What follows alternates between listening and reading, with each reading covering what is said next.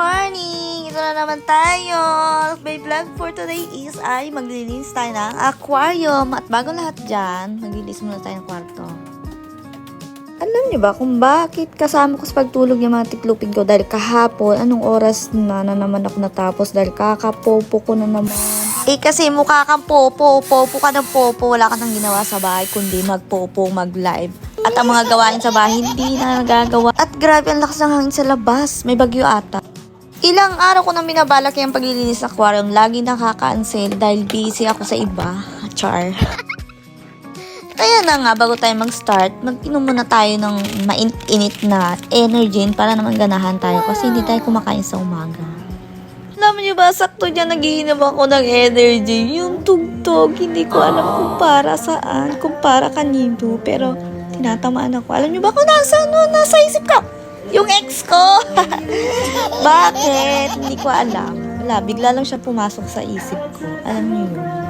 Kasi naman naalala ko yung mga masayahing araw namin na kami pa magkasama. Char. Ano ba yan? Char lang.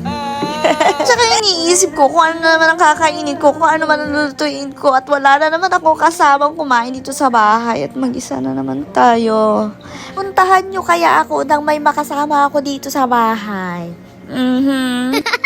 At ayan na, tingnan nyo yung aquarium ko. Napaka-dirty, napaka-dugyot. Parang walang tao sa bahay, diba? Kasi naman, once a month ko lang talaga nililinis yan kasi nakakapagod. Tingnan yung gagawin ko dyan kung paano ko nililinis yung aquarium. Nag-offer naman yung jowa ko dyan na siya na lang malinis bago siya umalis. Kaya lang sabi ko, wag na, kaya ko na yan kasi wala naman akong ginagawa dito sa bahay. Boring lang, diba? Kasi naman, pag hindi mo nililinis, ang pangit niya tingnan, diba? Pag nilinis mo siya, grabe, ang ganda nilang tingnan kasi yung mga kulay ng mga isda ko, ang gaganda.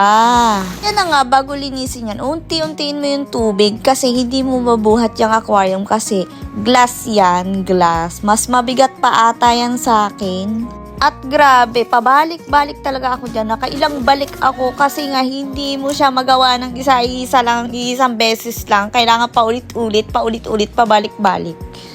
At yan na nga, inumpisahan ko na. Alam mo ba, pinanglinis ko dyan? Joy. Tapos mainit na tubig para mabilis siyang linisin. Hindi ka mahihirapan kasi nanigas na talaga siya . Parang nag-frozen na, alam niyo yun. Pero akala nyo minutes lang natapos dito sa Lawaw. Grabe, mahigit 2 oras ako natapos dyan. Gawa ng mga pang-design dyan sa tubig. Yung mga anik-anik na mga isda ko. Yan na nga, malapit nang matapos. Yun nga lang, yung tiyan ko. Bumisyo. Biglang naramdaman ko yung sasabog na yung puwet ko. Alam mo ba yun? At ayan na nga, makikita yung smile ko. Talagang ngiting tagumpay. Talagang lumabas siya ng payapa.